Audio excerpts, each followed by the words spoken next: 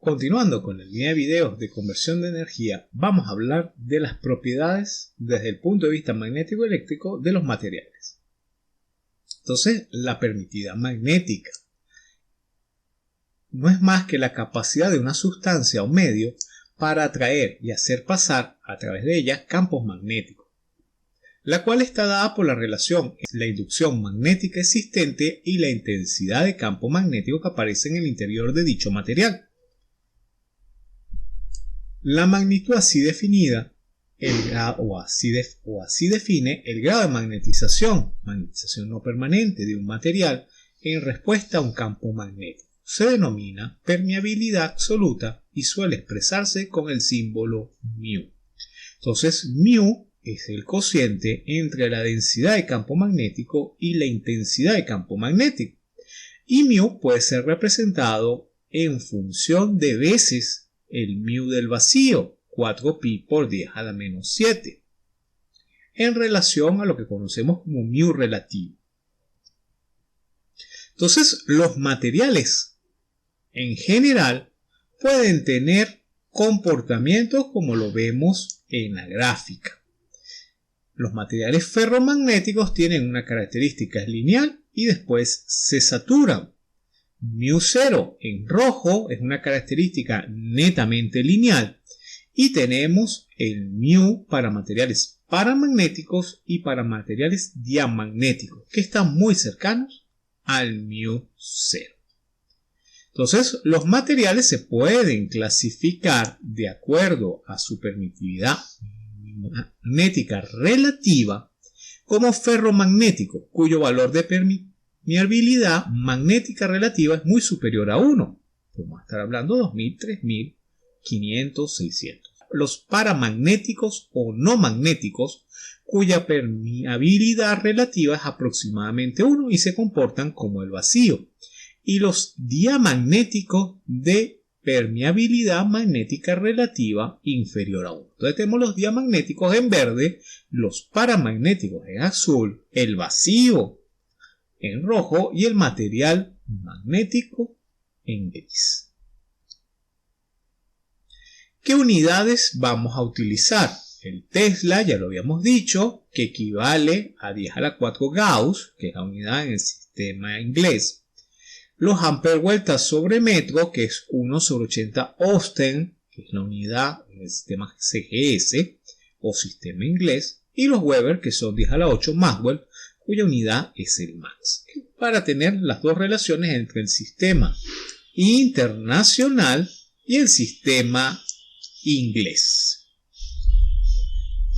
Entonces, fíjense, aquí tenemos una pequeña tabla con distintos materiales que se utilizan para la fabricación de máquinas eléctricas, bien sea transformadores o máquinas rotacionales, su esquema de composición entre hierro, níquel, cromo y otros materiales y aproximadamente su permeabilidad para B igual a 20 Gauss, la permeabilidad máxima, y a la densidad en la cual se saturan. Fíjense que esta tabla está dada en el sistema CGS o sistema inglés.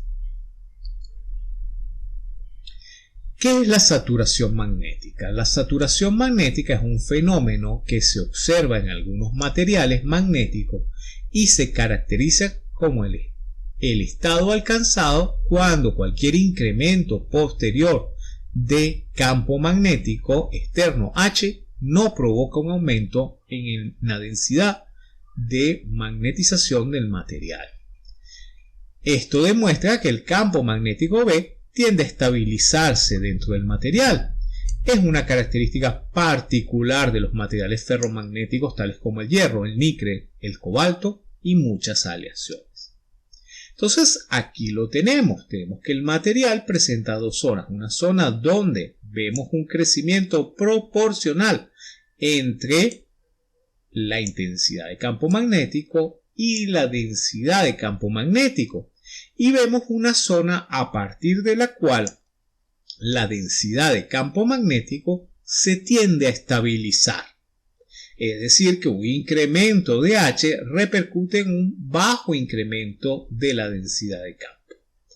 Entonces, fíjense, aquí tenemos distintas curvas: el acero rojo, el acero al silicio, que se utiliza mucho en la fabricación de transformadores, el acero al crisol, el acero al tungsteno, el acero magnético, que es el utilizado en la fabricación de máquinas, hierro al crisol, níquel en color magenta, el cobalto en color rojo y finalmente la magnetita en color negro.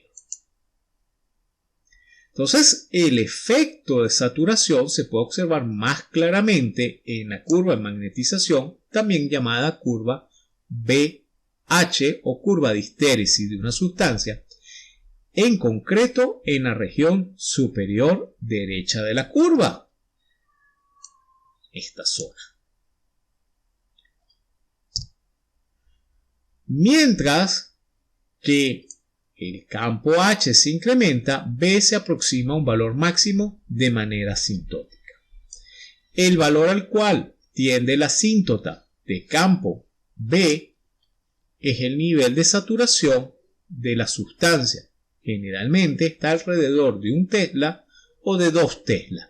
Generalmente para el acero con que se trabaja en la construcción de conversión de energía eléctrica, bien sea transformador o bien sea en máquina, está alrededor del 1.3-1.4 Teslas. Entonces aquí tenemos el comportamiento de una curva de magnetización. Vemos la relación entre B y H y cómo el μ, que recuerden que es el cociente entre B y H, va cambiando a medida que me voy acercando al punto de saturación. Entonces, normalmente existen varios modelos, o existen 4 modelos que describen bastante bien el comportamiento de los aceros magnéticos utilizados en la fabricación de equipos eléctricos. El lineal, donde μ es constante, es decir, B es igual siempre a μ por H. El no lineal, donde H y B guardan una relación polinómica, o a través de ecuaciones más complicadas. Pero digamos que estas 3 ecuaciones no lineales son las que describen la mayoría, yo diría que alrededor de un 80% del comportamiento de los materiales magnéticos que normalmente utilizamos en la fabricación de equipos eléctricos.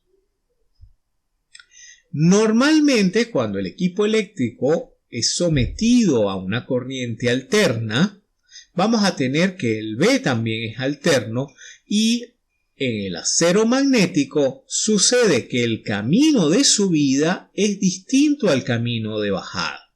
Es decir, aparece lo que se denomina un ciclo de histéresis. Es decir, el campo magnético, a medida que asciende o crece, utiliza una trayectoria, y cuando decrece, utiliza una trayectoria diferente. Es decir, hay unas pérdidas intrínsecas en el movimiento. Eso se debe a que si nosotros tomáramos un microscopio y viéramos cada una de las moléculas que componen el material magnético, cada molécula tiene una polarización magnética. Cuando nosotros la sometemos a un campo magnético, hacemos que esos polos se alineen o desalineen, y eso produce fricción o calor dentro del material, porque las moléculas las estamos obligando a mover. Recuérdense que la temperatura o el calor está relacionado con el movimiento molecular. Entonces, cuando nosotros obligamos a un movimiento molecular producto de someter el material a una intensidad de campo magnético, producimos movimiento en las moléculas. Ese movimiento se traduce en calor, y ese calor en pérdidas de energía. Entonces hablamos de unas pérdidas por un ciclo de histéresis, y va a depender las veces que sube y de bajada, y eso va a ser función de la frecuencia con la que yo esté excitando el material. Entonces, para la construcción de circuitos magnéticos vemos una tabla resumen aquí donde se utiliza el hierro, el acero al silicio, y el acero al silicio en grano orientado son los que se utilizan en máquinas eléctricas. El acero al silicio para la construcción de motores, mientras que el hierro al silicio de grano orientado para la fabricación de transformadores. Fíjense que estamos hablando de μ máximo de 7000 y 10000, con densidades de campo que están en el 1,97 y en el 2. Pero estos materiales, pese a que son hierro, recuerden que el hierro es un conductor de electricidad, un mal conductor, pero es un conductor de electricidad. Por tanto, tiene una resistividad. Eso implica que va a tener unas pérdidas también asociadas porque va a haber circulación de corriente. Entonces vemos que en un circuito magnético vamos a tener dos pérdidas, una pérdida por histéresis, por ese movimiento molecular, y una pérdida porque al final de cuentas usamos hierro y el hierro es un conductor, malo pero es un conductor, y eso va a producir un calentamiento. Por eso es que la conversión de energía eléctrica no es 100% eficiente. Tengo un nivel de pérdidas. Entonces, con esta parte damos por terminado esta serie de videos de conversión de energía, donde vimos las ecuaciones de Maxwell o repasamos las ecuaciones de Maxwell, tanto la ley de Gauss, la ley de Faraday y la ley de Ampère. La ley de Gauss, tanto del campo eléctrico como del campo magnético. Hablamos de los distintos medios materiales, hablamos de los materiales magnéticos, lo que es el material ferromagnético, el paramagnético, el diamagnético y el vacío propiamente. Hablamos que había una saturación de los aceros magnéticos que tienen mu relativos relativamente altos, del orden de 1000, de 7000. Hablamos que los circuitos magnéticos llevan consigo unas pérdidas producto de un movimiento molecular por los ciclos de histéresis y de que al ser conductores los materiales que estamos utilizando, aunque son malos, pero producen un cierto calentamiento por pérdida. Y hablamos de las propiedades de los circuitos magnéticos. Los invito al siguiente módulo de conversión de energía 1 o transformadores, como normalmente lo llamamos en el árbol popular, donde vamos a estudiar más a fondo el análisis de circuitos magnéticos a partir de la ley de Faraday y la ley de Ampère, ya algo hemos introducido en esta serie de videos. Gracias por su atención.